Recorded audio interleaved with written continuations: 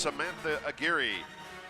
Their meet day volunteer, Olivia Byrne. Their athletic trainer is Brendan Green, and their student trainer is Bailey Hilleman. Ladies and gentlemen, the Bears from Ursinus.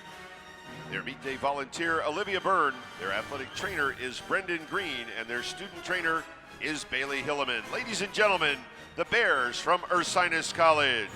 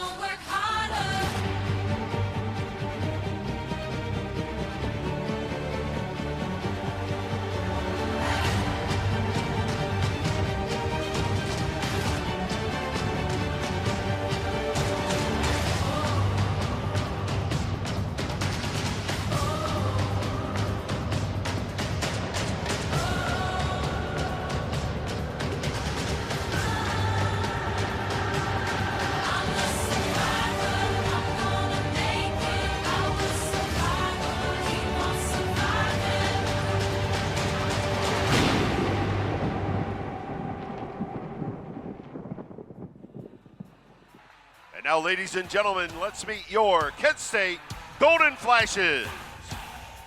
A senior from Lansing, Michigan, Jade Brown. A sophomore from St. Bonifacius, Minnesota, Riley Danielson.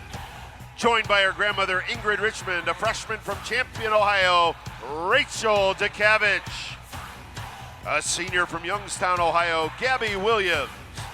A freshman from Detroit, Michigan, Olivia Amadei. Joined by her mom, Noelle Manitcool, a junior from Greenwood, Indiana, Naisha Manitcool Davis. A junior from Mineral Wells, West Virginia, Sydney Chapman. A sophomore from Valley View, Ohio, Kendra Lindway. A junior from Cleveland Heights, Ohio, Tashi Richard. A sophomore from Parker, Colorado, Elizabeth Fulton. A senior from Mount Wolf, Pennsylvania, Sarah McCarty. A sophomore from Carmel, Indiana, Maddie Iannuzzo. Joined by Sue Horrigan, a senior from Bainbridge, Ohio, Sammy Nero. A sophomore from Hershey, Pennsylvania, Sam Henry. A junior from Oradell, New Jersey, Abby Fletcher. A sophomore from New Wilmington, Pennsylvania, Maddie Trott. A sophomore from Zionsville, Indiana, Cami Klein. A freshman from Marysville, Michigan, Carly Franz. Joined by Dr. Chrissy Slam, a senior from Countryside, Illinois, Emily Kelly. A freshman from Youngstown, Ohio, Jackie Harker. And a freshman from Indianapolis, Indiana, Taylor Wetland. Ladies and gentlemen, your Kent State Golden Flashes. Flashes are coached by Bryce Biggin, assisted by Sharon Sabin, Craig Ballard, and Jose Velez. That they're competing against, there may be some weeks where they want you to try that higher difficulty vault and see how it goes, but there may be some weeks where they want to be more conservative and just see that nicer landing. So Kendra started off with a really nice Yurchenko layout full. Saw a big amplitude and a nice landing. That'll be a great starting score for Kent. Landed that with pretty much with ease. It wasn't a traditional stick. The feet a little bit separated. Now, is that something the judges are also going to look for? Because you almost, from what from what little I'm going to be honest, know about gymnastics, a true stick almost seems like the feet are on top of each other. Yeah, so it's kind of a newer thing in gymnastics where you have to have your feet about hip width apart, and when you stick a landing, the judges want to see you actually slide your heels together to show that you have that stick with your feet close enough together. It's a new thing that's been going on in gymnastics, kind of getting away from that typical college stick where you kind of just stick and salute really quickly. And that was a beautiful stuck dismount for Bowling Green on bars. She slid her heels together, so that's exactly what the judges want to see. So we'll do our best to try to keep you updated with the stats and the scores as they come in. Right now, with Kent State being on vault, the judges' scores are pretty much blind to us from what our advantage point is here in the MAC Center, but we'll do our best to try to keep you updated as the match goes along. And if you guys are watching back home on Boxcast, you'll see the quad box where it's going to be mostly focused on Kent State, and that's predominantly who we're going to be discussing. But you can see the other three teams competing at the various disciplines, with Bowling Green, like we said, on the uneven parallel bars, Brockport opening up on beam, and Ursinus on floor. And that is going to be primarily what how the broadcast is going to go out throughout this afternoon. And again, Kent State starts out with Kendra Lindway with a 9.65 on her first vault of the day, and then we just saw another vault pass. And Michaela, what did you see there? Yeah, so that was Abby Fletcher. She does get very nice amplitude and gets a nice distance from the vault, but I'd like to see a nicer landing from her, and I know she has done them, but she's still working on getting back. She did have surgery over the summer, so she's still working on getting that landing back, and hopefully by MAC championship time she'll be able to get that stick. I believe the initial score there that was flashed was a 9.415. We'll see if that ends up being official. And again, I believe you're allowed to drop the lowest score of the rotation. So 6 girls are up, and 5 of those scores will count. Now we see head coach Bryce Biggin. He is doing some last-minute coaching. What exactly is he discussing as the next gymnast is getting set to go? Just some last-minute reminders, like patience. He has those keywords for each gymnast, and he knows what works for each girl. So it's just those last-minute few reminders, either help calm the gymnast down or whatever the words they need to hear.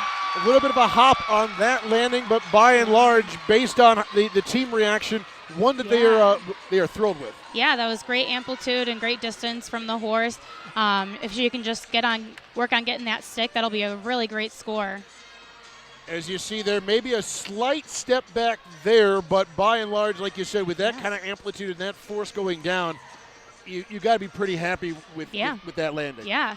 They're just looking for consistency, one vault to build upon another, keep building those scores. So that's a great vault for Kent, and they'll use that momentum to keep going. Now, how much with the vault is it basically at this point kind of muscle memory? Because the timing almost looks like it has to be flawless for everything to be able to kind of fall into place, so to speak. Yeah, vault's something that takes a lot of patience to get really good at. It can be an event that's frustrating for a lot of gymnasts because they don't have that patience to have the right technique. Once you get that technique down and have that muscle memory, you could be really great at vault.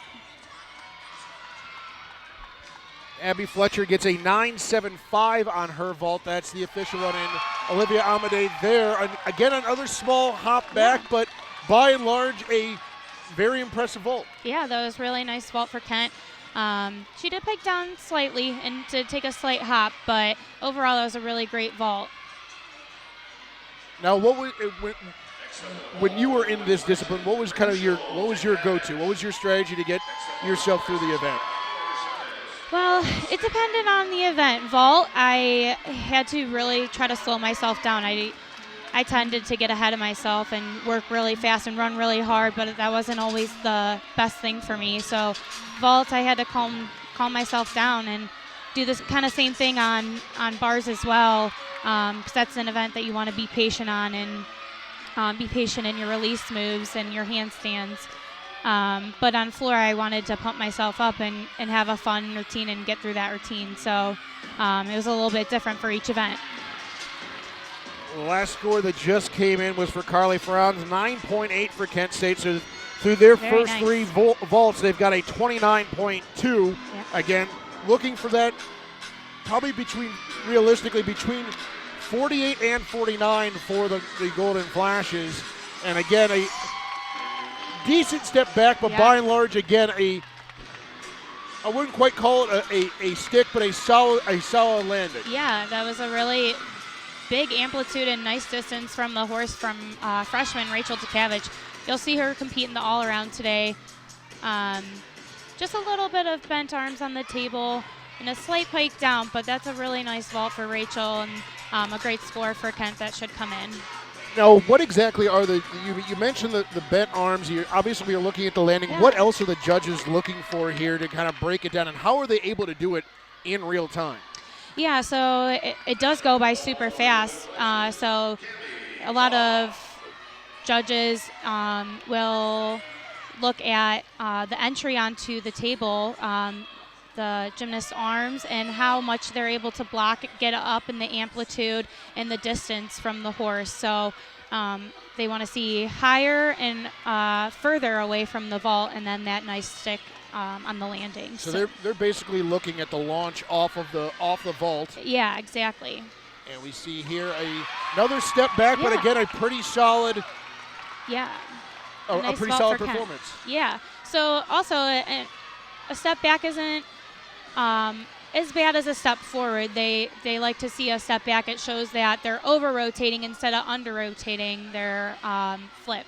So it's actually a better thing to see a gymnast step back than step forward. The last vault that came through for Olivia Amade, 9.775 through 4 known vaults for Kent State, a 38.975. The only other score we have coming in was for Ursinus. They're on their floor routine. Haley DeChico, 9.425 is the initial score. And then Rachel Tukavich, also a 9.775. So as it stands right now, 48.750 for the Golden Flashes. And again, one more vaulter left to go. So if they're able to best a 9.65, that score's only going to go up here And it for looks Kent like it's State. a 9.7 for Cammie. So they'll drop that 9.65 and take that 9.7. So it looks like it's going to be right around a 49, maybe a little bit north there for Kent State, and that's exactly a great start. That's exactly the start you're looking for, because if you kind of use that as a benchmark, you're right in that 195, 196 range, and that's terrific. That's exactly what Kent is looking for, the start that they want. Hopefully they'll carry that momentum over to bars and continue to see their scores in that range, or hopefully even get a little bit better. Elsewhere, Brockport State, a pair of an 8.85 and an 8.55 so far on their beam routines. So Ursinus still working their way through the floor routine. That's what you see mainly on your screen there. The gymnast that just did a tumbling pass, I believe, took maybe a half step out of bounds or so, but still, this has been an impressive performance. Yeah. She does a nice wolf 1.5 there as she's preparing for her second pass and does a little dance. And it's fun to see the girls show their personality in floor routines. Now, what was your favorite discipline? Obviously, you said you didn't compete on the beam, but what was the one that you kind of always took, not necessarily the most pride in, but looked forward to? I always looked forward to competing floor, especially in front of a home crowd. It was fun to get the crowd involved in your floor routine and just see everyone kind of smiling at you while you compete for your school. It's a pretty unique thing to do, so I always looked forward to competing floor. I always had a lot of fun. Now, how much say do you get in the music choice and, like you said, showcasing the personality? How do you go about developing the floor routine between the tumbling passes and that bit of personality we see in the showmanship? Yeah, so here at Kent we were able to pick our music and I had a little bit of a dance background, so I was able to help with choreographing our routines. But assistant coach Sharon and a couple of the girls on the team, we all kind of combined together to come up with a dance that works with your personality. So it's a lot of fun coming up with your floor routine, and it's a unique way to show your personality while doing gymnastics, because you don't necessarily get that opportunity to show that on bars or vault, and a little bit on beam, but floor is really where you mostly get to show your personality, so it's really fun. Now, how do you go about picking do you kind of have an idea of the theme and then you go with the music, or do you kind of go, this song is catchy, it's in my head, I'm building my routine around this song and kind of work backwards that way? Sometimes, yeah. If someone really likes a song and it's for them, they most likely will pick that song and go with it. But sometimes there are other musics out there that are either just beats or different websites, YouTube, anything that you can get on and just hear some cool and unique music. Now, what was kind of your methodology? How did you go about doing it? I actually found a few musics that I like, and I kind of just gave it to assistant coach Craig, and I said, do your thing, Craig. He's got a background in, I think, broadcasting. Okay. But he's really good with mixing music and doing different playlists and things like that. So I kind of gave him my options. I said, Craig, here you go. Make me some fun music, and he did. And I did that for both of my floor routines here at Kent. So he did a great job with that. And he actually makes most of the girls' music. Oh, very cool. Yeah. Very cool.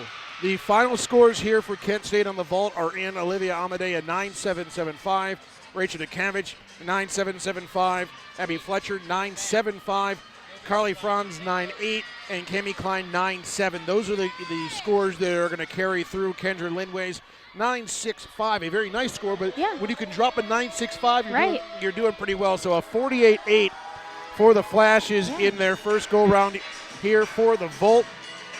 And that basically falls right in line with everything else. That's actually the third highest score here so far this season behind. I was going to say that's pretty average for Kent.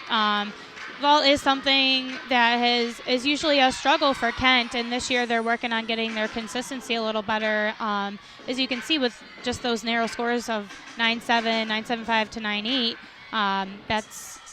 they're very consistent on vault. Absolutely. And how much is it like a lot of other team sports where the consistency almost gets contagious from one competitor to the other, where you see everybody else starting to nail it, and then all of a sudden it kind of clicks in for you. Yeah, you see your teammate go ahead and she does really good, and it's almost kind of like, oh, well, she did good, so I'm going to do even better type of situation. And six are definitely contagious too. So you'll see on bars or vault, even beam dismounts, if a girl sticks a dismount, the next gymnast wants to go up and stick that dismount. It's just a perfect way to end your routine as a stuck dismount. So those are usually pretty contagious, and it's a really fun time just seeing one stick after another. Absolutely, because then the crowd really starts to get into it, and you can already hear this is a fantastic crowd for especially for a Friday night. It's the pink beat, but you can really tell that the crowd is obviously pulling for Kent State with it being a home meet, but getting into it and cheering on all the competitors, and you can see the performances are really kind of showcasing that as a result. The other scores we've seen here so far, first for Bowling Green, they're rolling out a pair of 9.55s, a 9.75, and then they did have a fall which dropped their score to an 8.9. More than likely, that's the score you, if you're Bowling Green, you'd like to see drop. Absolutely. For Brockport State, they've got a 9.4, an 8.55, and an 8.85. So far as John Feeney's crew are competing through the beam. For Ursinus College, they've got a 9.1, a 9.275, and a 9.45 for Ursinus as they started this quad meet on the floor routine. Another score just comes in, another 8.9, an 8.95 for Bowling Green's Giovanna East. She's been one of the ones that we're probably going to see go through in the all around. Yeah. Now, is that something if you're a team that you have to declare, hey, these are my gymnasts that are going through in the all-around, or do you just basically let every gymnast compete in all 4 disciplines and then just take the top overall score? So competing all around as a collegiate gymnast is something that is very difficult to do. There are actually 3 freshmen on Kent competing all around today, which is quite impressive. Usually you see gymnasts competing all around as they get more senior, just because it's so difficult, and being new to college gymnastics is different than being in club. So to have 3 freshmen competing all around is really impressive. So Giovanna is a really strong gymnast for Bowling Green, and you'll see her compete in the all-around today for them. We look here as the floor routine is going on here for Ursinus College. And again, doing a nice job of getting the crowd into it, and it just makes it a very entertaining routine. Is kind of break down what we saw there in that last tumbling pass. That was a very nice front fold of front tuck. Each gymnast has to have a double salto in their floor routine, so they have to do 2 skills in a row without their hands touching. So you'll see plenty of different combinations of those double salto skills today. And so she did a front fold to front tuck, done very nicely. And it looks like she's getting ready for another tumbling pass here. This should be her last tumbling pass. And she does a front Rudy to a split jump. That was done very nicely. That's also another double salto skill. So she gets credit for both of those. Now, how do you go about deciding in your tumbling pass? Do you kind of play to your strengths, or do you know, you kind of figure out, all right, I know the judges are going to be looking for this, so I'm going to make sure that I hit my mark on these certain routines. And it's definitely a little bit of both, and for some gymnasts, their difficulty will increase as the season goes.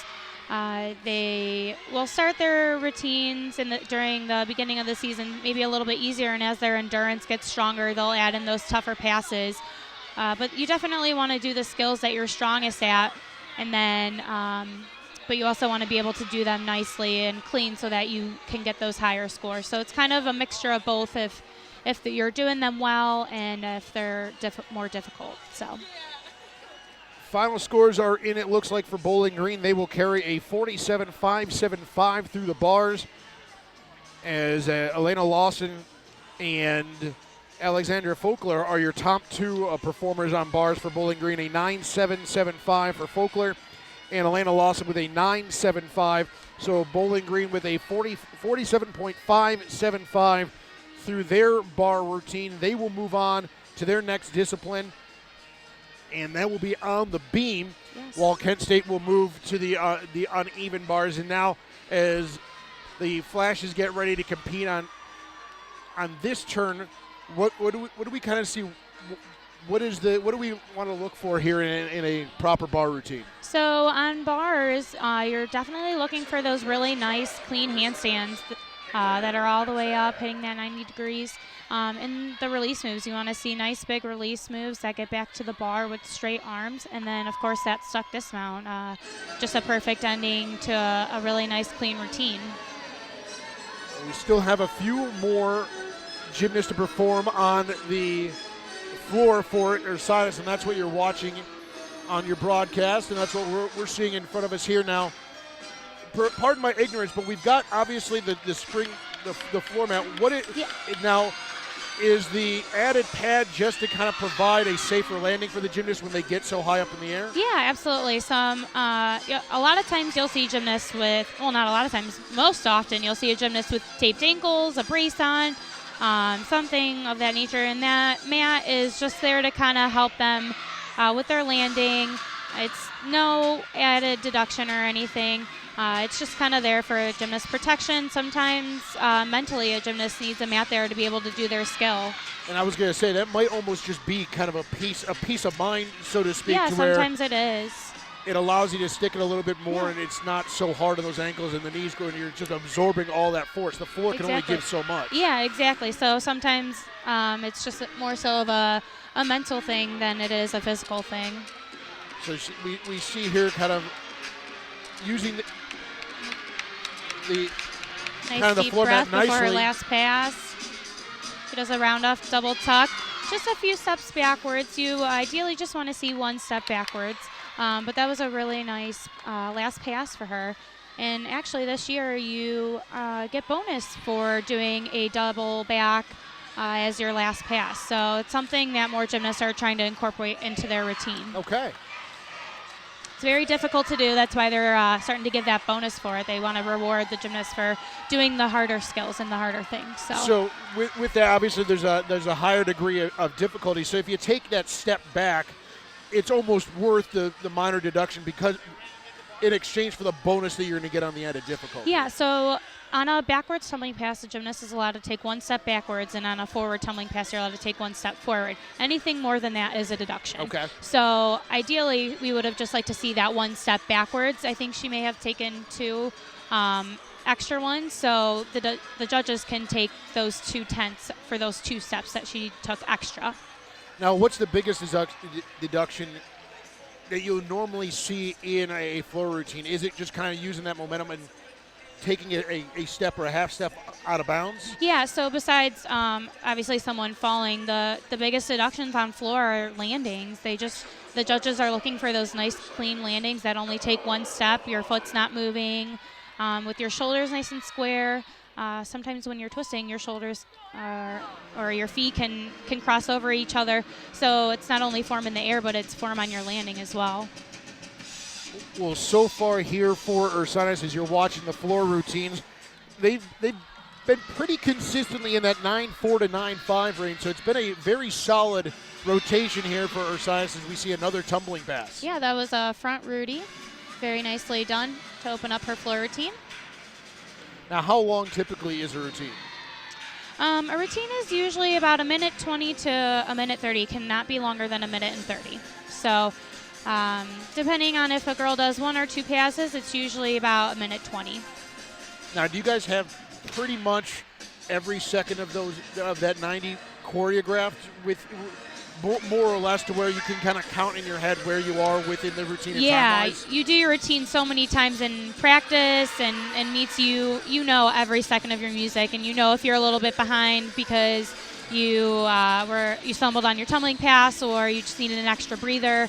So you know where you're at in your music, and because you do it so many times. So yeah, not necessarily every second is choreographed, but you know every second of your music and where you should be. Now, how many times per a practice will you go through a floor routine? It usually depends. Typically about 2, but that's just your full routine. That doesn't include the extra tumbling you have to do. Sure. So yeah, and you do that 5 days a week, and plus you do an extra dance through, so it's just the dance without the tumbling. So you get plenty of routines, and maybe about 10 to 12 a week. So you basically, by the time it's showtime, can do this in your sleep. You're ready to go. Yeah. Kind of map out in your mind. If I nail this, I know this is going to be the ceiling, and this is what my team is going to need. Yeah. And you can kind of always reach back into the tank for a little bit more. Yeah, if exactly. And take a risk if the situation calls for it. Yeah, exactly. You always. A gymnast knows her capabilities, so a gymnast knows whether she did her best routine or not if she goes up there. And sometimes you can see it in their face. They land and you go, they didn't do their best routine. But most times you'll see a gymnast smile and clap because they don't want the judges to know that wasn't their best routine. Sure. So, but yeah, a gymnast definitely knows her capabilities and what she's capable of scoring. Now we see here Ursinus is wrapping up their floor routine. And yeah, that was a that very was impressive. Nice round off 1.5 to a front tuck. That's that double salto that we were talking about that every gymnast has to have. So there's certain obviously benchmarks that the officials and the judges are going to be looking for, and if you don't meet certain things, is that just kind of a deduction just because your routine wasn't difficult enough? It didn't meet the normal standards. Actually, instead of not giving you you have to earn your difficulty. Sure. Gymnasts will start at a 9-4, which is new this year. Gymnasts used to always start at a 9-5. So now a gymnast has to earn 6/10 of difficulty instead of 5, and that's something new this year. So it's something everyone's kind of working out the kinks of doing. So the last home meet here for the Golden Flashes. So you do have one more opportunity. I believe it's March 13th So 2 weeks from this weekend, Yeah. I believe they're going to go up against Eastern Michigan, and we're going to kind of take a quick look as we see the Kent State starting their bar routine. Kind of walk us through what we're seeing here. So this is Sammy Nero. She starts off with a blind change straight into a straddle Jaeger. Very nicely done. Slight short on that handstand, right into an overshoot. She sets up for her dismount here. She's going to do a giant full right into a double back. One step on that landing, but a great start to bars. Now, about 30 seconds for a routine, give or take. Yeah, it's pretty quick. It is pretty quick. I mean, you know what discipline, you kind of know what benchmarks you have to hit, and then, Yeah. I mean, how much is it when you say you're going blind, where it's all just muscle memory, and you're basically kind of just trusting your instincts and your preparation, because between the dismount, trying to figure out when you're doing that, do you just pick a spot on the landing mat and just aim for that? Can you walk us through how? Yeah, so it's a lot of timing. You get used to the timing of when you need to let go for the bar, and timing of when you need to open up and find the mat so you can stick. But a lot of times your timing can get thrown off for many different reasons. It can get thrown off because of your handstand or because of the skill you had done before it. So that's the dismount's all about the timing.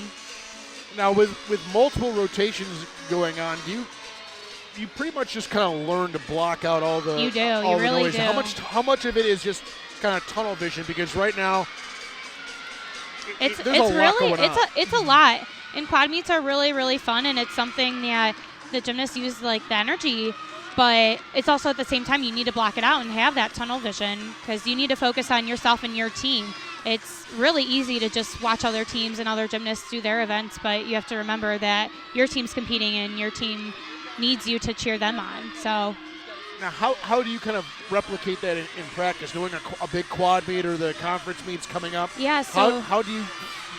we do a lot of pressure sets, put ourselves in a meet situation, creating a lot of noise and chaos. So we try to practice that a lot in our practices so that we're ready for these type of situations.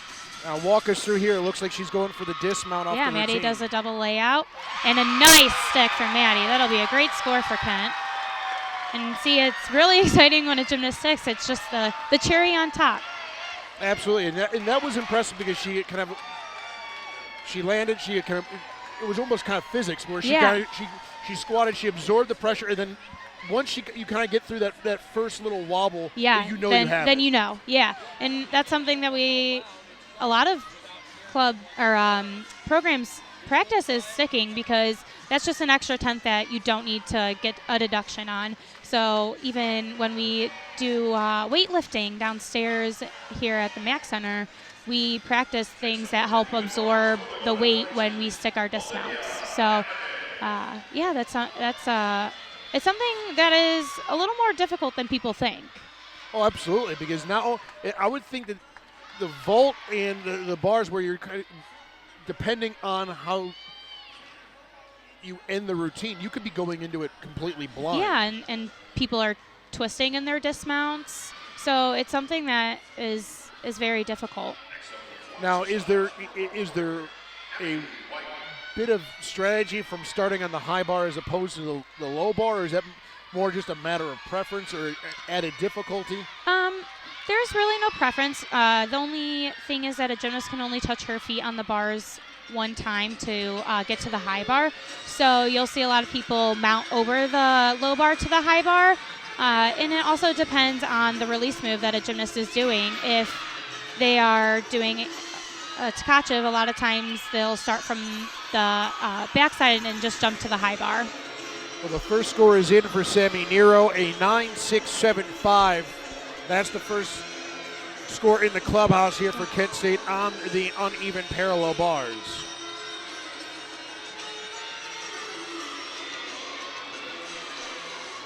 So we're about ready to start our third rotation through here on the second discipline for Kent State.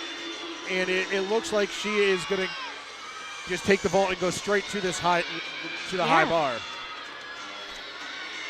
Olivia does a nice pass handstand there. Oh, a little bit of a mess up. She's going to try that again.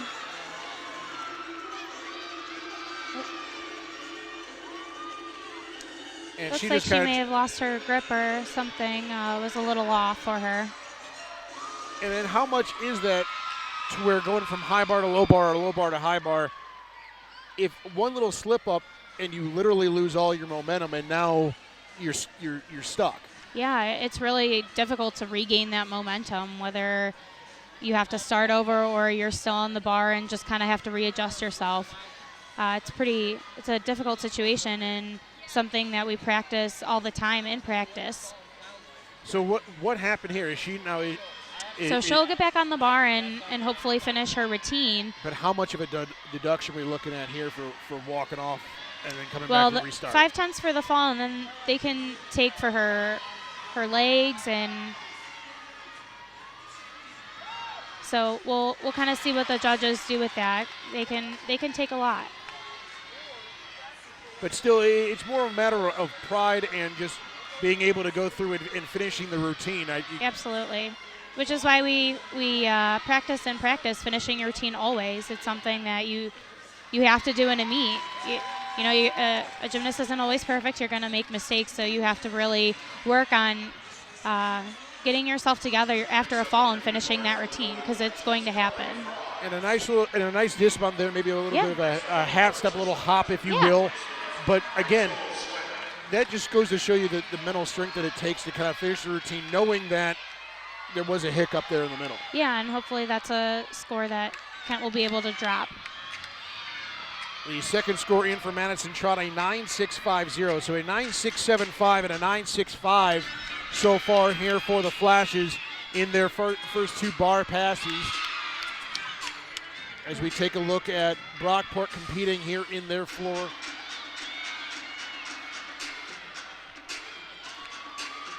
Meanwhile, her teammates joining along with her.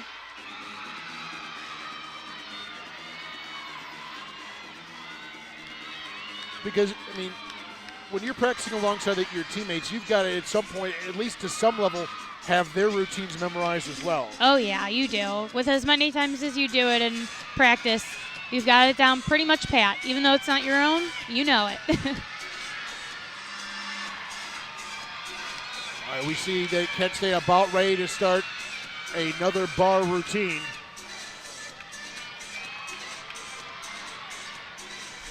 Meanwhile, first score is Ian on beam for Bowling Green, a 9.425 for Olivia Williams. So they're up to 57 overall points for Kent State, 68.125. Ursinus is rolling along on their vault. They have 36.6 through 4 vault passes.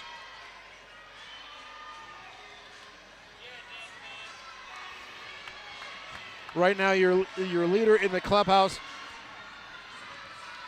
a 9.775 is the top overall uneven parallel bar score. That was Alexandra Folkler for Bowling Green. That's the mark that these Kent State gymnasts are shooting for. So you just saw Carly do a clear hip right into a ganger, straight into the overshoot. Very nicely done. A little bit of leg separation on that ganger, but really difficult connection. Straight into her double layout. Slight step forward, but great routine for Kent. Great job getting that momentum back. Because it's difficult to get up there after a fall and lose that momentum, and it's breaking the scores as well. Now that slight step forward, how does that kind of how does that go into the judging? Because you mentioned step forward on the forward passes, step back on the backward passes. They kind of give you a little bit of leeway. What did you see there? They can take more for that just because her chest was down a little bit and slightly under-rotated. They would have ideally liked to seen her chest up. If her chest was up, she may have been able to stick that, but ideally we would have liked to see a step back rather than forward. So judges can ideally take more on a forward step than a backwards. Well, the score is in for Olivia Holiday. They dinged her for the fall and walking away. 8.45 for Olivia. Obviously, that is the score that Kent State is going to be looking to drop here so far. But again, a lot of credit goes to Olivia for just being able to pick up right where she left off and basically go in cold and be able to finish the routine. Yeah, it's a difficult thing to do. So props to her for getting back up on that bar and finishing that routine.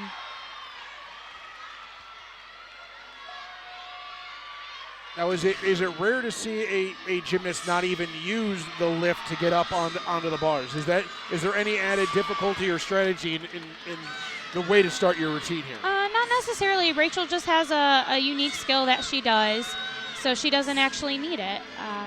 Very nice first handstand, a toe on, straight into a shapash there. A little bit of leg separation, right down to the pack salto. Pirouette.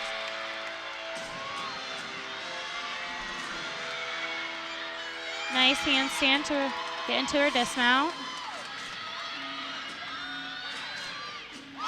Very nice routine for Kent. Very nice routine for Rachel. That should be a great score. Now, what did you see there on that dismount? Because the cabbage, that was about as much of a stick as you could get. Yeah. Now, what did she do, either differently or better, indifferent, that allowed her to do that as compared to some of the other gymnasts that we've seen? Yeah, she got that really nice position in the air, and she knew that she was able to stick it. She saw the mat, and she had that really nice double layout position. Sometimes a gymnast can be a little more pikey, and it makes it difficult when their chest is down and in that pike position to stick rather than their chest being up. So it was just really great technique. The latest score in for Kent State, that is Carly Franz, a 9.725 for Kent State. So they currently stick at 37.5, but they would obviously are looking to drop that 8.45 by Olivia Amadei that we just saw here moments ago. But based on the dismount, the overall routine for Rachel DeCavich, if you kind of had to give it a guess before we see the score, what would you say? I would say that's pretty close to a 9.9 routine. The only major deduction I saw was that leg separation. So nice pass handstand from Jade, right into a clear hip. Nice Tkachev there from Jade, good height. That's a hop handstand, not seen very often. Right into her overshoot. That was a pretty good save there by Jade. Good last handstand as she gets ready for her dismount. Nice double layout.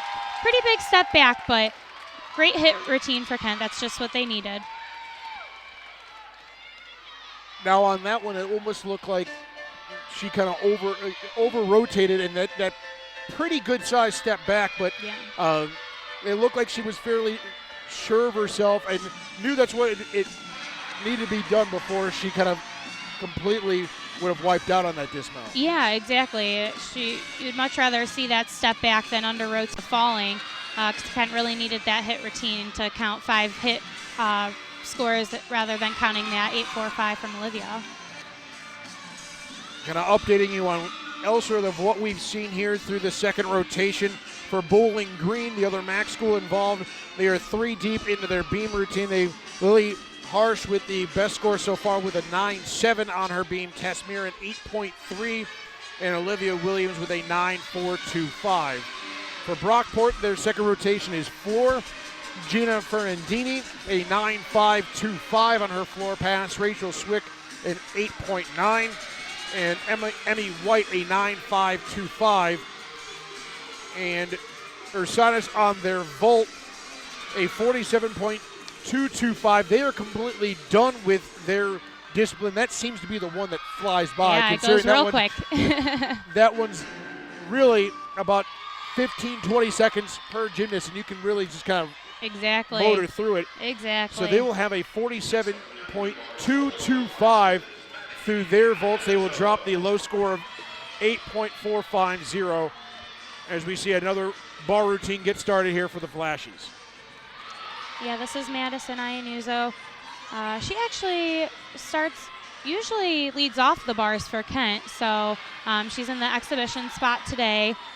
Trying out different lineups, which isn't uncommon. You got to find that sweet lineup that works best for your team.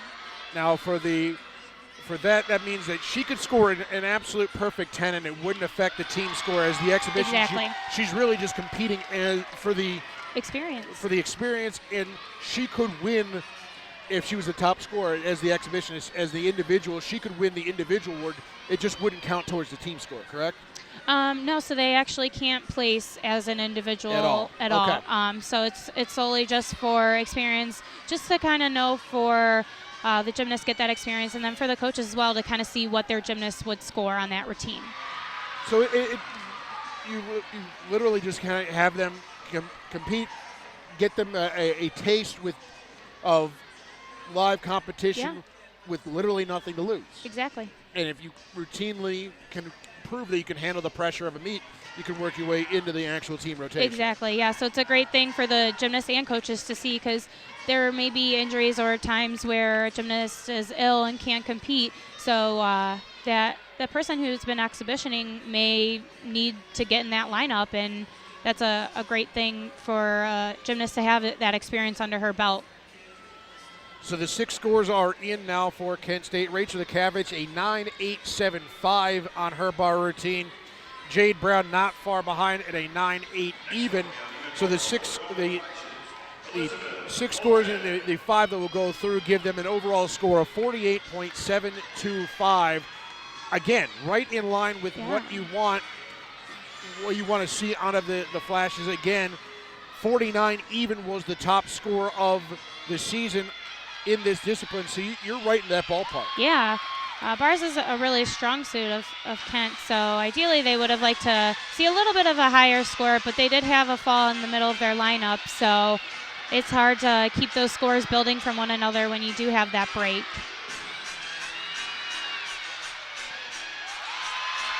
Very nice dismount. Now, what kind of dismount would you call there? Because that was a near stick, and then she took the small hop. Yeah, she took the hop backwards. I think she just was a little unsure of that landing and may have had a little too much power going backwards, but it was a nice exhibition routine from Elizabeth. So now we'll kind of turn our attention to the floor exercise here for Brockport as we wait for the second of the 4 rotations to conclude. We see Bowling Green also competing and still going through their balance beam routine. Yeah. Now, if you're Kent State and you've got that little bit of downtime, and you're Ursinus, you got that little bit of downtime.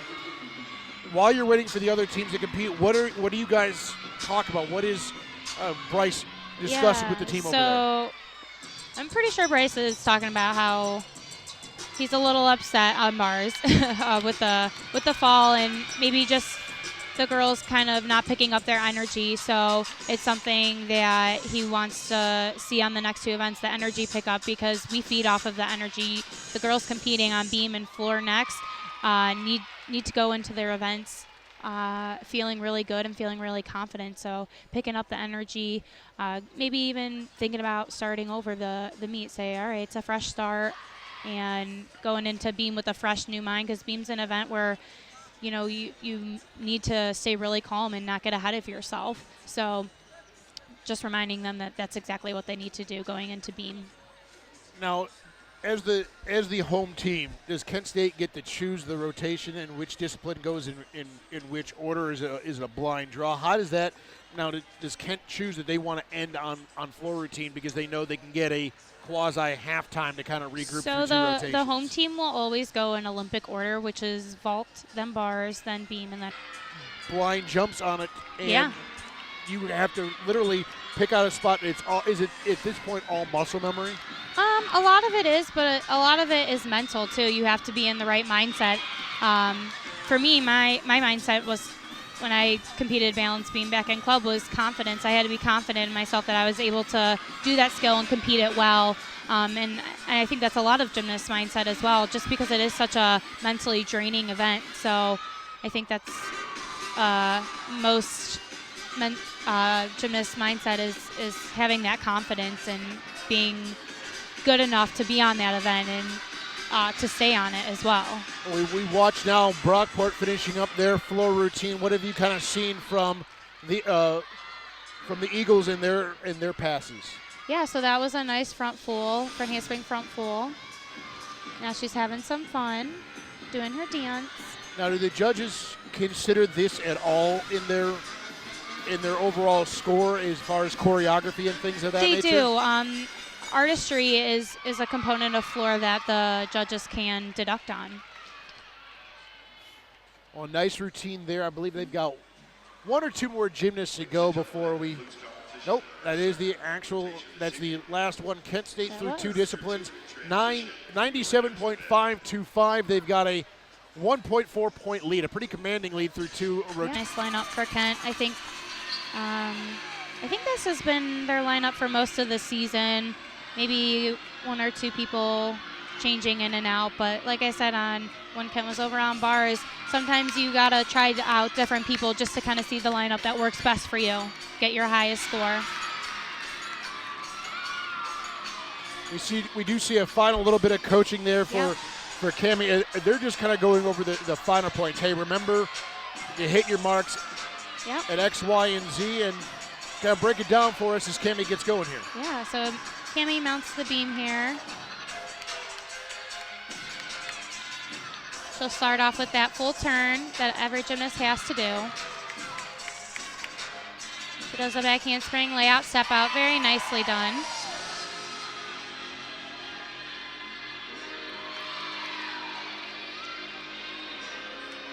Feet jump into a split three-quarter. Unfortunately, she does fall off the beam. It looked like she got kind of her momentum too much out in front of her, and when you only have 4 inches to play with, that pretty much spelled trouble. Yeah, and turning on the side of the beam to do a jump is very difficult. So it's really important to keep your chest up on those skills that are landing on the side. She does a side aerial there and falls off again. So how many? What are we looking at as far as a deduction for each fall? 5/10 minimum for each fall. Judges can take more if they please. If you wobble in front of a skill and then fall, they can take that wobble, or anything they really please to take, they can. So she'll get at least 1 point off for 2 falls. Well, Cammie with a nice dismount there, stuck the landing. So that's a great way to kind of great job there of just battling back and rebounding, knowing that wasn't the routine that she kind of had hoped for or had in mind. Yeah, and I talked about finishing your routines in practice because you always have to finish in a meet, and you never know if someone else is going to fall too. So making sure that you finish your routine to the best of your ability, because you're not sure if someone else does fall, if your score has to count. So here comes freshman Olivia Amadei. She's going to take her turn. And is there any added pressure as you get deeper into this lineup, knowing that you have to have a strong and solid routine if one of your teammates in front of you had fallen?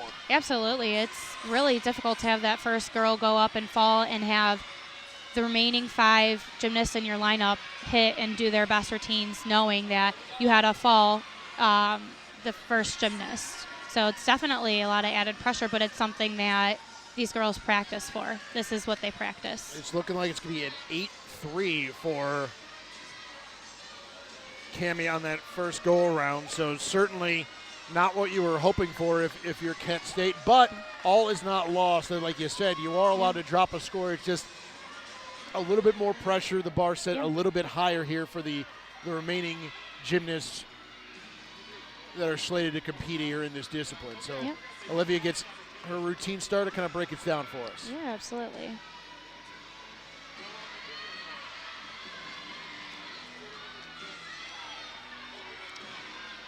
Nice back handspring layout step out for Olivia. She gets nice height on that layout step out. No wobble, straight over top of the beam. And that's a front toss straight into a beat jump. So she actually gets bonus for doing the jump straight out of that front skill. And there's that full turn that every gymnast does. It's actually a lot harder than it looks. Split jump into a straddle 3/4. You can see how her shoulders are a little bit off center there. She does a punch front full dismount. So that was a great routine for Olivia and a hit that Kent really needed. So that's going to be a good restart for Kent. Well, if the biggest knock he had on her was that her shoulders weren't square, but still was able to not quite even do a balance check, but that was about as good of a restart as you could have hoped if you're the Golden Flashes coming out of Cami Klein's 8.3, but really that. Hopefully that 8.3 won't even matter to them. But you're also talking about a routine that could have been a 9.3 had she not fallen. So yeah, and probably more than that. And it was a routine that they were looking to throw away, but they were looking to throw it away because the other scores were higher than that, in the sense that they were building off of a great first routine. So ideally that first routine that goes up is going to be a nice solid routine that scores will continue to build. Well, so it's going to be difficult for the judges to start over and judge that routine just based on that, because they still think about that first routine that went up and they build on each routine. Well, this is going to be Sam Henry that is going third here for the Golden Flashes.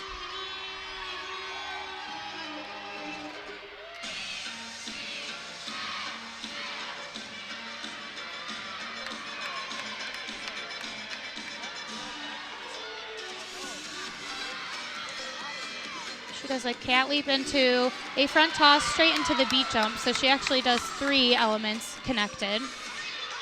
Did you see anything that of note that the judges would be looking at on that last pass? Yeah, so it was a little bit off center. She had her shoulders off to the side, but she did a really nice job of covering it up and staying on that beam. And that was her acro series, back handspring layout step out. Very nicely done. She was straight over the top of the beam, no wobbles there. That was a really nice beat jump into a split jump full. Very difficult dance move. Every gymnast has to have a 180 dance skill in their routine, whether it be split or straddle. So that completes her requirement there. And right into a gainer stick dismount. Very nice routine for Kent State there. For Olivia Amade, the last score came in a 9.8 flat for Olivia. So like you said, that's a great restart as you look to hope to drop Cammie's 8.3 that was really kind of just dinged because of the 2 falls. So next up will be Riley Danielson, followed by Rachel DeCavich and Abby Fletcher, and then a couple of exhibition routines. So Riley will take the beam here momentarily.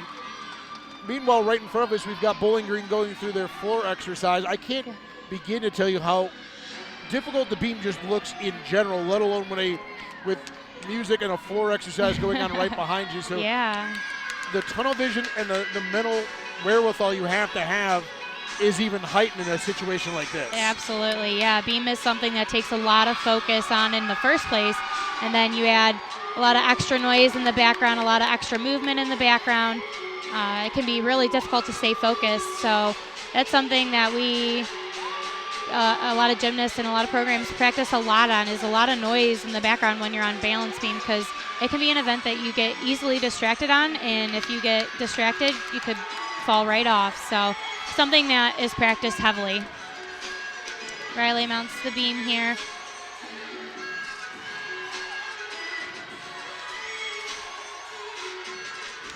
And she's really beautiful on this event. She's just got such grace and moves with ease.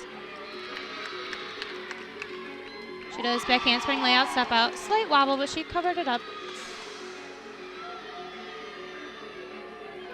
Nice full turn. You want to make sure that you're staying all the way up on toe as that full turn gets all the way around. So if your heel drops early, the judges can take a deduction on that. They really do look at every single element. Every element. That was a nice front toss into a split jump. Nice 180 jump there.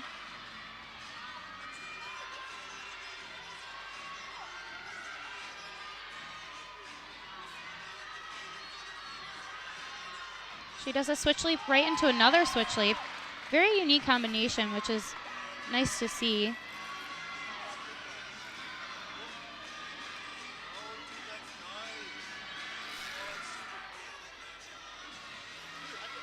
She gets ready to do her dismount here.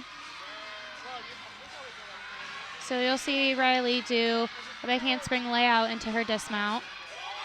Stuck right into that full. Very nice routine.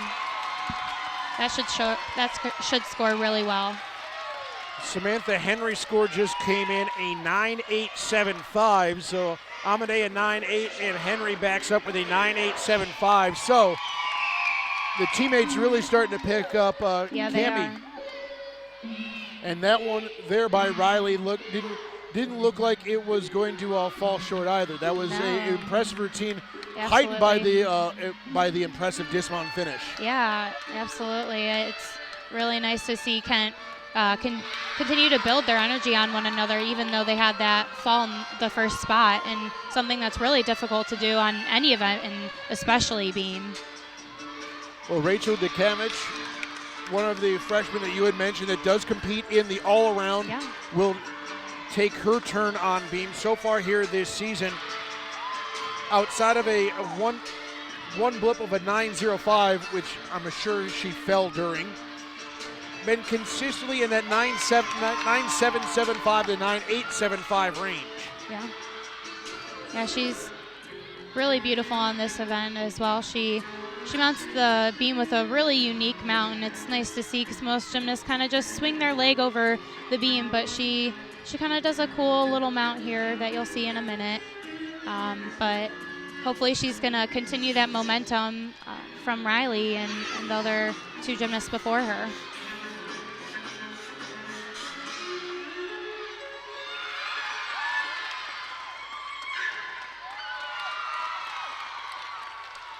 So she kind of lifts one hand up there, and it's really cool. Any added points for that little bit of style, or that's just... Unfortunately, no, but, you know, it just kind of gives a good taste in the judge's mouth that you're doing something different, and you kind of went and thought about it.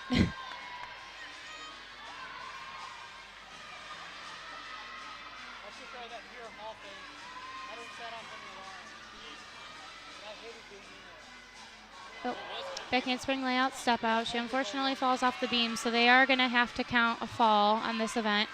You know, hopefully she could finish up the rest of her routine without any deductions and count her score. What did you see on that fall? To me, it looked like she went a little too fast and furious, for lack of a better word, as she finishes nicely there with the dismount, but on that fall, it almost looked like she had too much momentum. Yeah, and it looks kinda like she was moving backwards a little too much. Her shoulders may have been off to the side, which is why she fell off to the side. But you know, it's unfortunate to see, but she did finish great. So will have to count that score rather than Cammie's 8.3.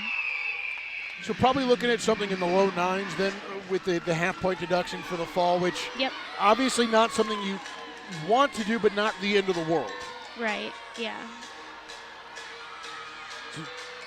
After the Cammage, the last gymnast that will compete towards the team score will be Abby Fletcher.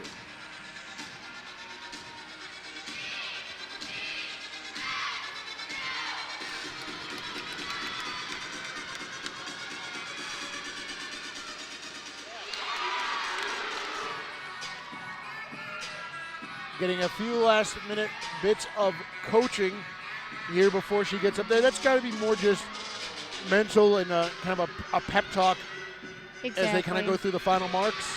Yep. And just how Brace does with her, the gymnasts on vault and bar, Sharon does the same with the girls on beam. She knows their key words that they need to hear and tell it to them before they get up on that beam and compete. Abby does a nice cat leap into a front aerial, right into a beat jump. Couple of wobbles there.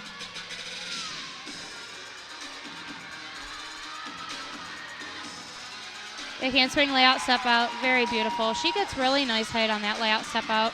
She's got nice tight legs. Now, do the judges take note of the height, because that adds to the difficulty in trying to find your mark? Yeah, it does. Someone who does a lower back handspring layout, they can take a deduction on amplitude.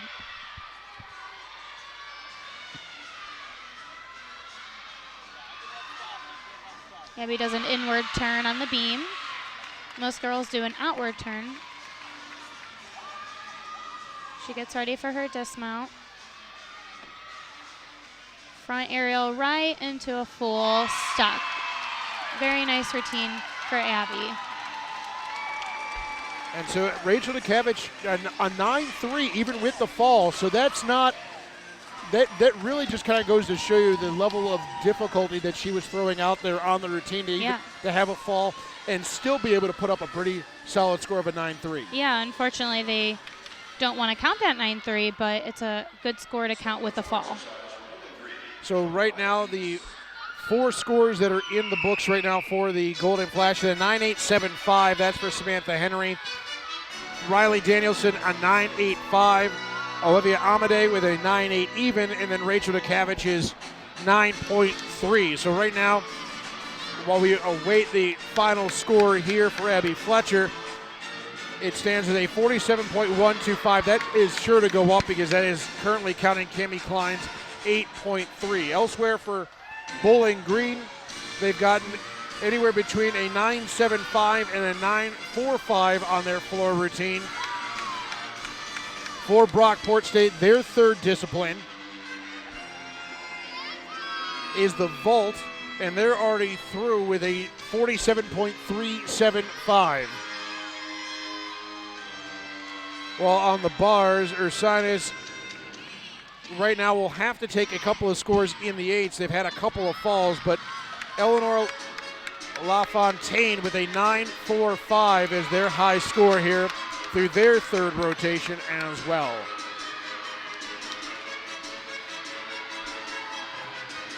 So right now we do see a couple of the exhibition routines here for the Golden Flashes. Like you said, this is an opportunity for them to compete in a high leverage situation with no pressure on them because they just get to work through their routine, but in a live setting. Yeah, absolutely.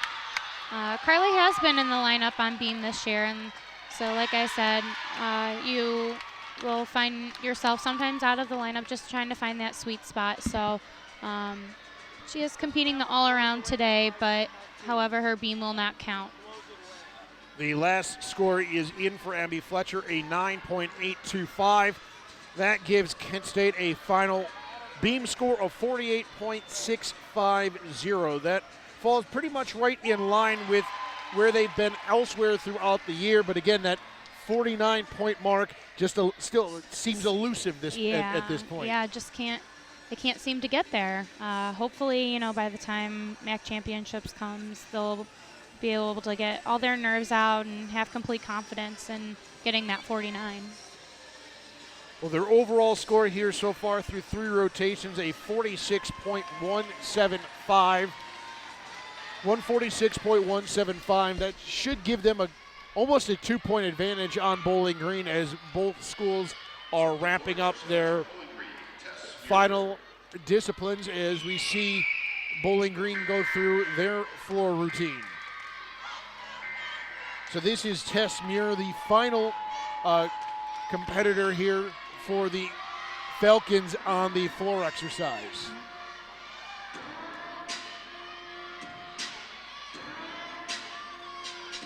She does a wolf 1.5. She gets ready for her first pass. Front layout to front full, very nicely done.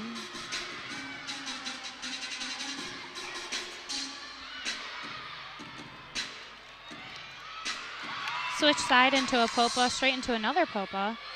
That's very difficult.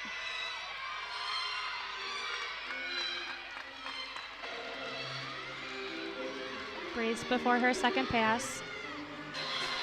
Round off 1.5 into a front layout. Really nice. Would have liked to see that layout a little bit higher than the 1.5.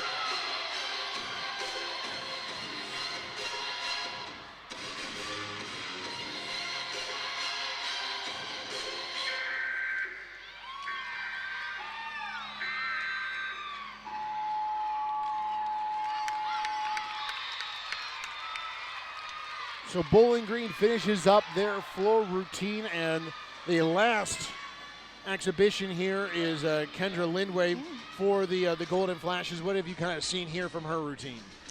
So she does a side aerial, big wobble there.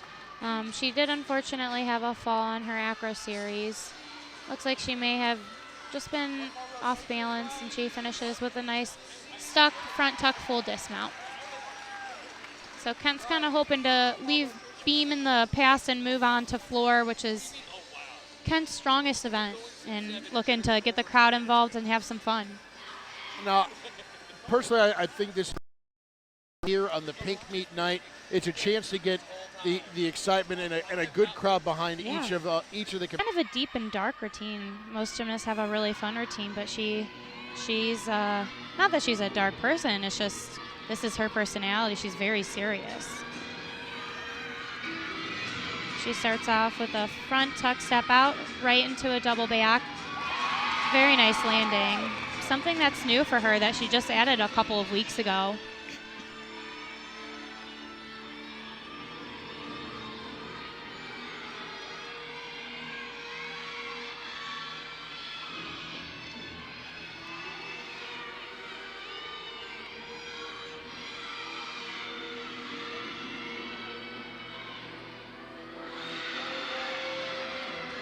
A nice switch into a popa, right into a wolf full, very nicely done.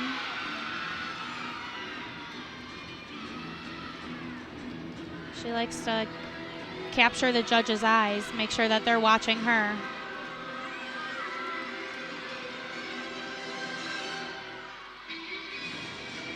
Gets her teammates involved there. She gets ready for her last pass. Run off back handspring. Double pike, beautiful landing. And that Wonder Woman W. That's a great routine for Kent to start. Now, going through that, with her landings and everything like that, did you see anything that would kind of catch the judge's eye, either positive or negative on that in that routine? Yeah, I think her tumbling passes were super clean, and that's something that they look for is those clean landings.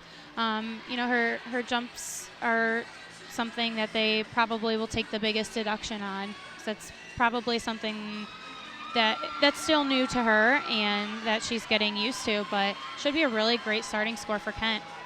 Now, when you say that that's something that they're looking for, is it just the lack of overall height or difficulty, or is she just not as clean on them as just builds hitting that those nice shapes in the air on your leaps. You want to make sure you're getting that full 180 split and hitting the wolf jump shape and hitting the straddle shape, things like that, and not moving your feet when you land. When you do like a popa, it's a straddle full, so your feet have to start and finish in the same spot. So that's something that they're making sure that jump gets all the way around. So here is Olivia Amadei. She is going to get her floor routine started. Yep, this is Olivia's fourth event of the day as well. She's one of the 3 freshmen that are doing all around.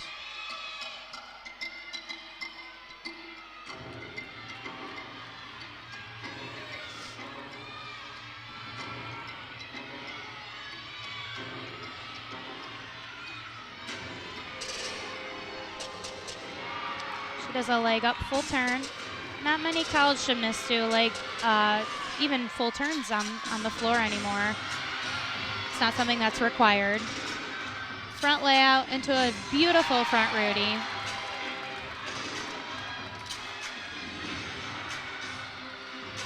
Tourjete into a popa, very nice. Could be a little more controlled on the landing.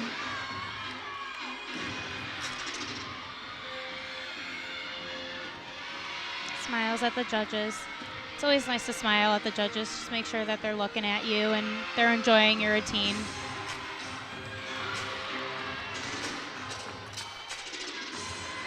She prepares for her last tumbling pass.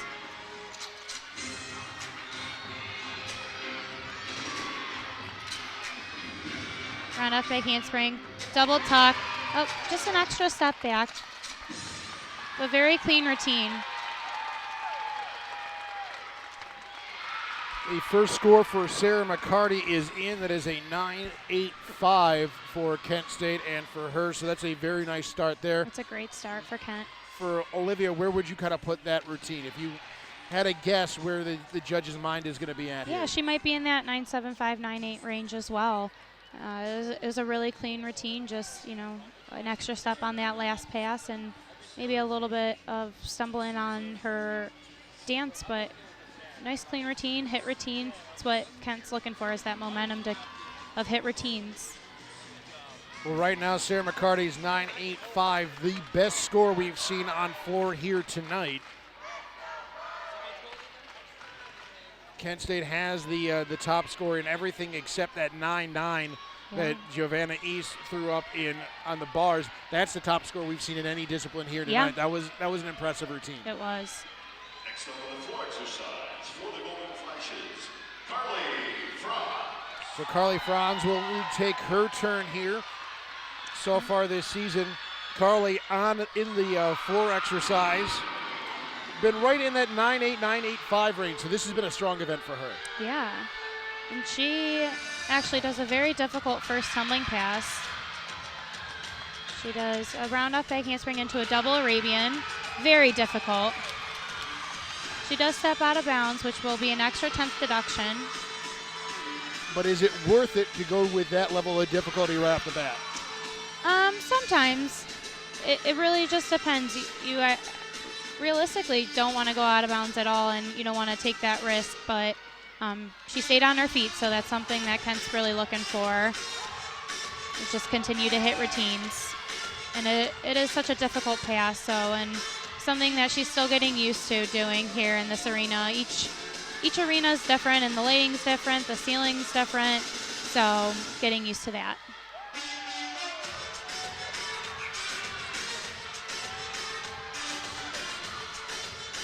Doing a little shimmy and shake before her last tumbling pass here.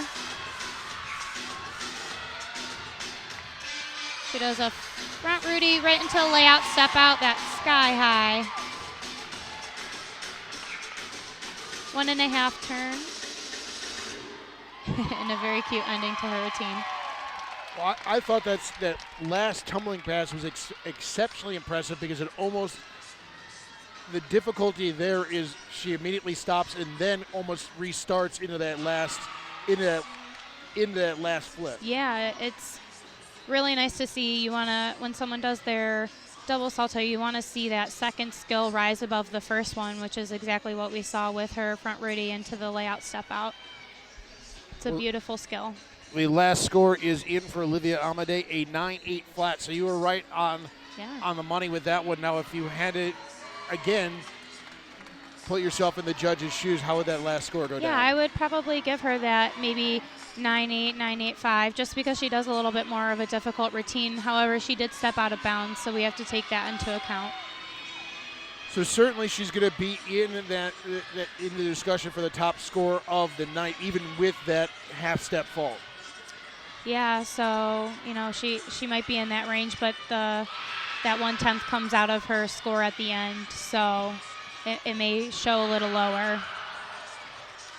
Right now we see that Olivia Amade's overall score is in at a 37.825. That is in second place behind Lily Harsh, and that also takes into account the misstep she had on the bar. So still an overall pretty solid score, all things considered. Absolutely. Really impressive for a freshman to be competing all around. And here's our third freshman in a row and third all-rounder in a row. So Rachel will actually start out the same skill that Carly did, the double Arabian.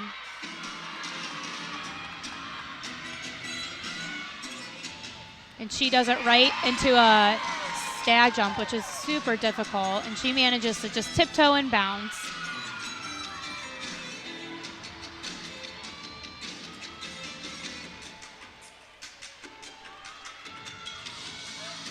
For her to be competing in the all-around as a freshman is impressive enough, but for her consistently to throw up team-high scores in the all-around and prove to be one of the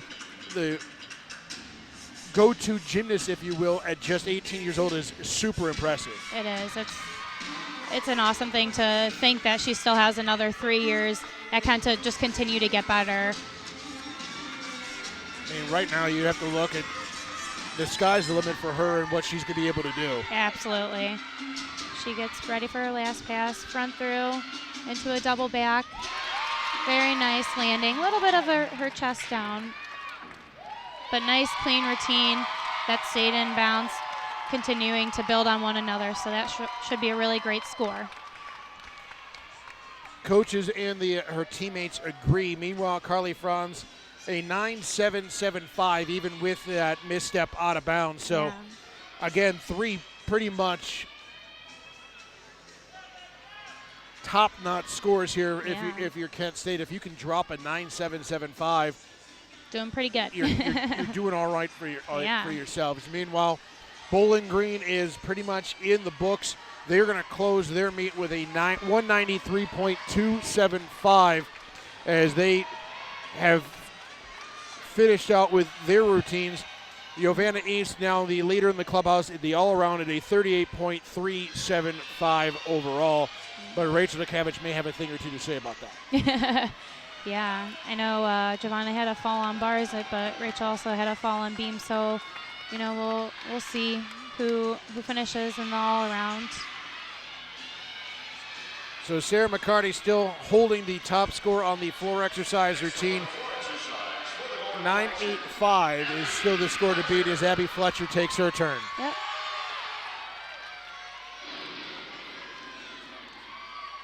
Abby's so fun to watch on this event. She's always got such a fun routine. A very difficult routine at that as well.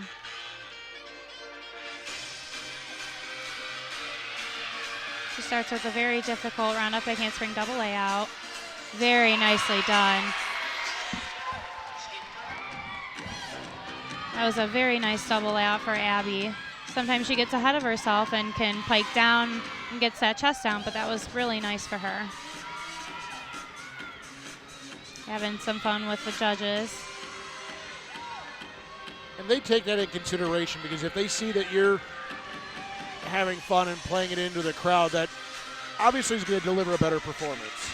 Yeah, so artistry is a deduction that the judges can take, so they want to see that fun performance and that interaction with your teammates and the crowd. Abby prepares for her final tumbling pass. She does a round off 1.5 right into a front full. Super difficult to do. It's a lot of twisting. And she hangs up that phone. Nice routine for Abby. Now, it looked like the landing on that second tumbling pass, almost kind of a crossover step there. Was that a misstep, or is that part of the landing? So, realistically, when you see someone twisting, you want to see them still step forward and not across their body. It will be a deduction, but a minor deduction because she did only take that one step and was in control. Well, Rachel DeCavich's final score is in. She matches Sarah McCarty's 9.85, giving her an all-around score of 38.8. That is good enough for the top mark in the gym here this evening. So congratulations to her, as she right now is the leader overall. But I guarantee you, though, if you talk to her, she left some points out there on the beam and maybe some other places that she can kind of always look back on. Yeah, and that's something that she'll take back with her into the gym and work hard on. Meanwhile, our last competitor here this evening for the team score, Jade Brown, getting her routines getting started. Yeah. So Jade's a senior this year, and she's fought injury after injury to earn this anchor spot on floor, and it's well-deserved. She's got a beautiful floor routine. She's such a powerful tumbler. She does a double pike there. Almost looks like a double layout. Very clean landing. The height there was impressive. Very, for such a little girl. And very nice jumps. She does a switch side right into a straddle popa. It's that 180 split.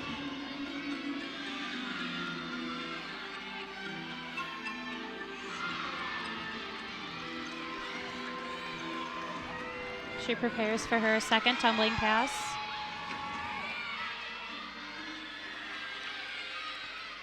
Front layout right into a front Rudy. Very nice. That is something that's really difficult too.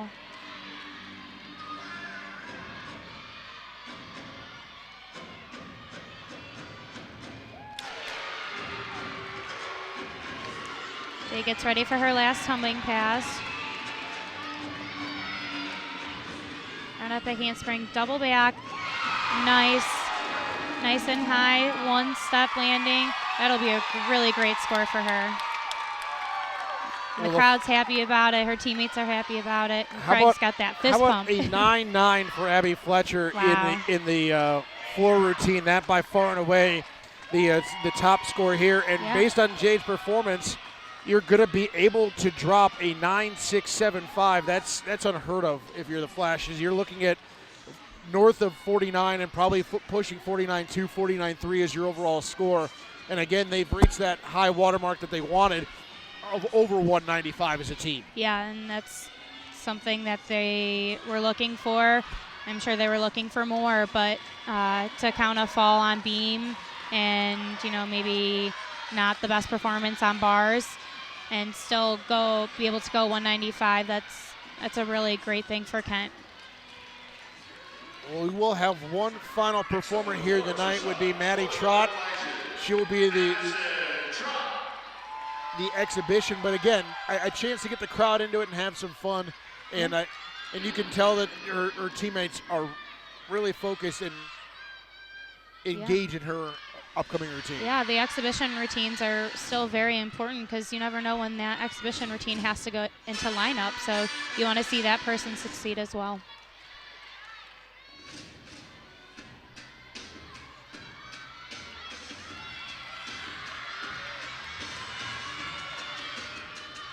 She does a round off 2.5 right into a front tuck. That's 2.5 twists in the air.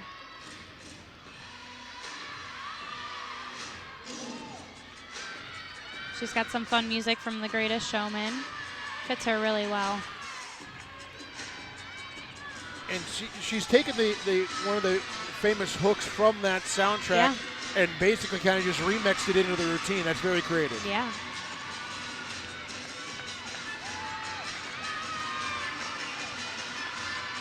She gets ready for her final tumbling pass. Front handspring, 1.5 front twist, right into a double stag jump. Probably not as high of a jump as she was hoping for, but still really clean. A nice exhibition for Maddie Trott. Well, the crowd and her team seems to appreciate it, and now basically it's all over but the final paperwork, if you will. 195.450, that pretty much falls right in line with where they've been. Yeah. About the second or third highest score here this season, which is exactly what you wanted to get out of a home meet, because again, that 196 more than likely, unless they're able to blow it out of the water against Eastern Michigan, is going to be the one that gets dropped. So the more consistent you can throw up 195s and almost a 195.5 here tonight, again, raises that bar, raises those expectations, and puts you in the conversation of winning the MAC tournament and punching a ticket to regionals, which is obviously the ultimate goal. Yeah, absolutely. This is a great meet for Kent to keep building on. It's something that I'm sure wish they had hoped to score higher on because of the falls on beam and bars, but it's still a great score considering. So something that they'll take back into the gym and work hard on. They're at Kalamazoo next week, so something that they'll take into a MAC meet, coming off a MAC win. So. Well, that was the fourth time on floor that they've topped the 49-point mark. So that's obviously now setting a new standard for themselves. And as soon as that becomes the new norm, exactly. Yeah, that's the other events are going to catch up. Yeah, they each week are trying to beat the previous meet that they did or their best. You never want to see a team going backwards. Kent's continuing to move forward in their averages on each event, and that's something that you want to see from a team, is continue to get better as the season goes along. Well, the last event kind of wrapping up is Bowling Green going through the exhibition portion of their beam routines. What can you kind of see here from what the Falcons are throwing up here? I think this is... That actually might be Ursinus, I believe. Yes, I believe that is. Oh, no, that's okay. But still, as they go through their final routines. Yeah, she does a full turn, slight little wobble that she tries to cover up. Something on beam that you can do is kind of dance and cover up your wobbles. She does a front walkover. Unfortunately, falls off the beam. I think there she got a little bit too much momentum kind of going forward and kind of lost her mark on exactly where to land. And when you're coming down with that much force. Gained her full chest down and had to take a slight hop, but great finish for her. Overall, Ursinus is looking at a 47.625 on beam, a pretty impressive score there, as them and Ursinus going back and forth. They're separated really right now. Sands are a little bit more on top and definitely on beam. I'm sure they'll have a couple of pressure sets on beam showing how well they can handle the pressure, because they had quite a bit of pressure this week having a fall first up, but they still had a fall in the middle of the lineup as well. So beam is something that I'm sure that they'll focus a lot on this week, especially going to an away meet and ending on beam. Absolutely. And so that kind of puts the pressure on the other three routines to go, all right, well, we need, just in case we have a misstep on beam, we need to be able to go that much higher. Absolutely. On the other three rotations. Now, you mentioned the perfect 10 is the only thing that obviously cannot be improved upon. Those are few and far between. Yeah. Are judges hesitant to give that away because there's always maybe a little bit something that they could deduct for? I mean, how often do you see one get thrown out in college gymnastics?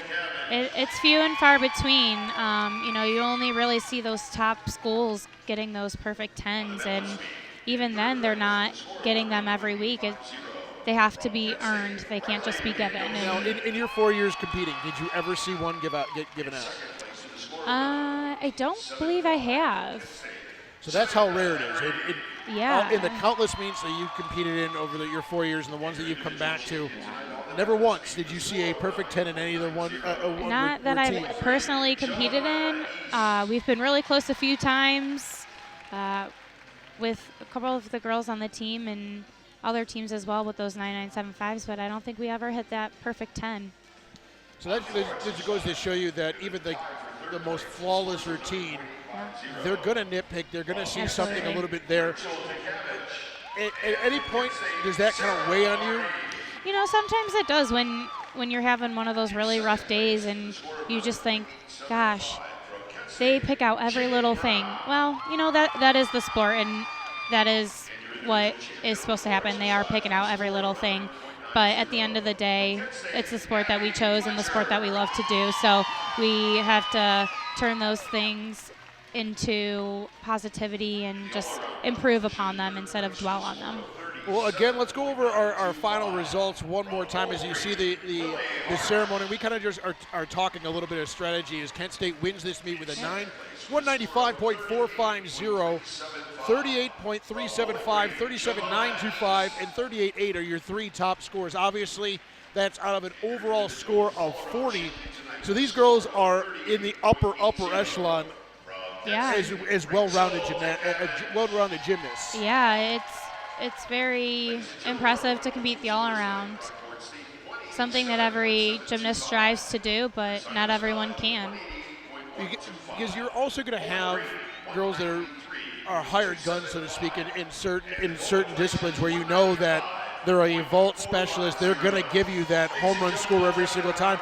And those teammates are worth their weight in gold as well, because it kind of takes the pressure off everybody else in that one rotation. Yeah, it's hard to make it in a lineup on any event with the